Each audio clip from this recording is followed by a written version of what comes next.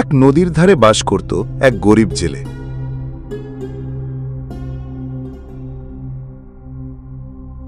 সে প্রতিদিন নদীতে 5 বার করে জাল ফেলত। এতে যে মাছ পেত তা বেচেই তার সংসারের খরচ চালাত। কায়ক্লেশে দিন গুজরান হতো তার। একদিন সকালে জেলে এসে নদীতে জাল ফেলল। প্রথমবার জাল টেনে দেখে একটিও মাছ পড়েনি জালে। জালে উঠল কেবল একটা মোটা গাছের গুড়ি। আবার জাল ফেলল সে। দ্বিতীয়বার জাল গুটিয়ে দেখল একটা মরা গাধার জালে জড়িয়ে রয়েছে। জেলে আবার জাল ফেলল। তৃতীয়বারে জাল গুটিয়ে এনে দেখে বিরাট মাটির জালা। বিষণ্ণ মনে জালাটাকে জাল থেকে বের করে সে নদীর ধারে কাত করে রাখল। চতুর্থবারে জালে উঠল এক গাদা ভাঙা হাঁড়ি কলসি আর ছোট বড় কাঁচের টুকরো। দুঃখে হতাশায় জেলে এবার আকাশের দিকে মুখ করে বলল, খোদা, তোমার কি মর্জি জানি না, 4 বার জাল ফেলে নসিবে কিছুই জুটল না। এবারই শেষ। তুমি দয়াময়, দেখো আমার ছেলে মেয়েদের যেন আজ অনাহারে না থাকতে হয়। এই বলে জেলে শেষবারের মতো জালটা পানিতে ছুঁড়ে মারল। পঞ্চমার শেষবার সে দেখল একটা তামার জালা জালে আটকে আছে। জালাটার মুখ ঢাকনা দিয়ে আটকানো। তার উপরে কি যেন সব লেখা খোদাই করা রয়েছে। জেলে সামান্য লেখাপড়া জানত। লেখাটা পড়ে দেখল ওটা দাউদের পুত্র সুলেমানের নাম। জেলের বুকে এবারে কিছুটা আশা ফিরে এলো। সে ভাবল, এ যে দেখছি বাদশাহী জালা, নিশ্চয়ই মণিরত্ন কিছু রয়েছে ভেতরে। খোদার দয়ায় এবার বুঝি নসিব ফিরল। জেলে নদীর পাড়ে পড়ে থাকা একখণ্ড পাথর দিয়ে ঠুকে ঠুকে সাবধানে জালার ঢাকনাটা সরিয়ে ফেলল। ব্যাস, যেই না ঢাকনা সরে গেল অমনি গল গল করে রাশি রাশি ধোঁয়া দিরিয়ে আসতে লাগলো ভেতর থেকে। জেলের চোখ বড় বড় করে ভয়ে একপাশে সরে দাঁড়াল।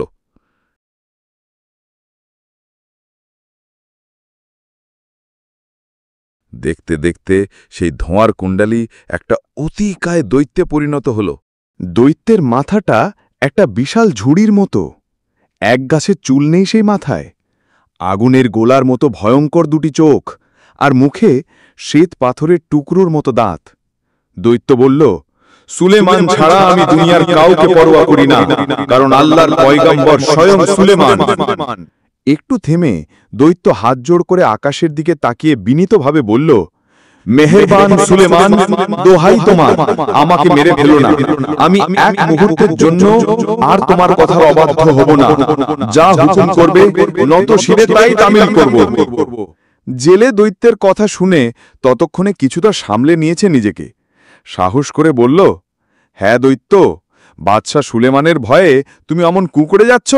সুলেমান তো 1800 বছর আগে এ দুনিয়ার মায়া কাটিয়ে বেহেশতে চলে গেছেন। তুমি কি এমন অন্যায় কাজ করেছিলে যার জন্য সুলেমান তোমাকে জালাটার মধ্যে পুড়ে রেখেছিলেন? জেলের কথা শুনে দৈত্য হা হা করে এমন জোরে হেসে উঠল যে শব্দে জেলের কানে তালা লেগে যাওয়ার অবস্থা হল।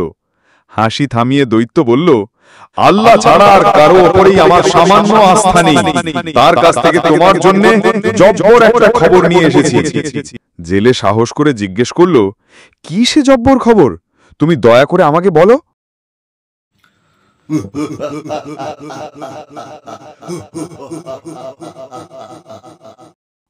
দৈত্য হাসতে হাসতে বলল, মৃত্যু তোমার খবর, আর সেই মৃত্যু হবে এক ভয়ঙ্কর উপায়।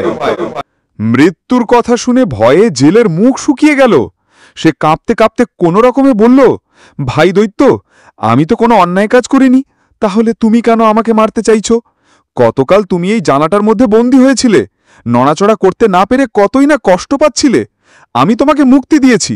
এটাই যদি আমার অন্যায় হয়ে থাকে, আর তার জন্যই যদি আমাকে জান দিতে হয়, তবে আমার আর কিছুই বলার নেই। দৈত্য যেন জেলের কথা শুনতেই পেল না। বলল, বলো, তুমি নিজেই বলো, কিভাবে মরতে চাও? জেলে এবারে হাত জোড় করে বলল, মরতে আমার ভয় নেই, কিন্তু আমার অন্যায়টা কি তা বলবে তো? কেন তুমি আমাকে মারতে চাইছো? দৈত্য এবারে বলল, তোমার গুস্তাখি কি শুনবে বদনসিব জেলে? তাহলে শোন বলছি, আমার নাম শক ফর অল জেন। আমি বাদশাহ সুলেমানের গোলাম ছিলাম। আমার এমনই ক্ষমতা ছিল যে দুনিয়ায় কাউকেই পরোয়া করতাম না। একদিন বাদশার হুকুম তামিল করতে অস্বীকার করে বসলাম। এতে রেগে গিয়ে বাদশা শায়েস্তা করবার জন্য তার লোকজন দিয়ে আমাকে একটা তামার জ্বালায় পুড়ে তার মুখ বন্ধ করে দিল। তারপর বাদশার মোহর খোদাই করে দিল জ্বালাটার মুখে। আমি জ্বালার ভেতরে বন্দী হয়ে গেলাম। বাদশা এরপর জ্বালাটাকে নদীতে ফেলে দিল। নদীর তলায় বন্দী অবস্থায় কাটতে লাগলো আমার দিন। একদিন শপথ করলাম, যদি 400 বছরের মধ্যে কেউ আমাকে বন্দী দশা থেকে মুক্তি দেয়, তবে তাকে আমি অগাধ ধনরত্ন দিয়ে খুশি করব। কিন্তু আমার এমনই দুর্ভাগ্য যে কেউ আমাকে মুক্তি দিল না। নদীর তলায় এক এক করে 400 বছর বহু কষ্টে কাটলো আমার। তারপর আমি আবারও শপথ করলাম, যে আমাকে এই জ্বালা থেকে উদ্ধার করবে তাকে 3টি বর দেব, যা সে চাইবে তাই পাবে। কিন্তু শয়ে শয়ে 300 বছর পার হলো, কারো দেখা পেলাম না। এবারে আমার মেজাজ বিগড়ে গেল। রাগে দুঃখে অপমানে শপথ করে বসলাম, আমাকে যে মুক্ত করবে সেই হতচ্ছাড়াকে আমি কতল করব। শতাব্দীর পর শতাব্দী গেল, কেউ উদ্ধার করতে এলো না। এভাবেই দিন কেটে যাচ্ছিল। কত বছর কাটলো তার আর হিসেব রাখতে পারলাম না। ভাগ্যের ফলে এবারে তুমি এসে হাজির হলে, আমাকে মুক্তি দিলে। কিন্তু তুমি ডেকে আনলে নিজের মৃত্যু। শেষবারের মতো সুযোগ দিচ্ছি, তুমি নিজেই বেছে নাও কিভাবে মরতে চাও।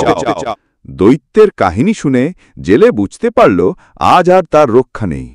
মৃত্যুর ভয়ে ভীত হলেও জেলে বুদ্ধি হারালো না।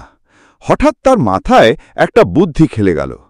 সে বলল, ভাই, আমি কিছুতেই বিশ্বাস করতে পারছি না যে তোমার অত বড় শরীরটা কেমন করে এই জ্বালার মধ্যে ছিল।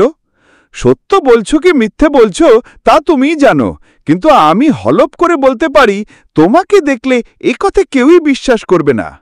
জেলের কথা শুনে দৈত্য দাঁত কড়মড় করে মেঘের গর্জন তুলে বলল, কি আমি মিথ্যে কথা বলছি? এই জ্বালার মধ্যে আমি থাকতে পারি না? বেশ, মরার আগে জেনে যাও, দৈত্য মিথ্যা কথা বলে না।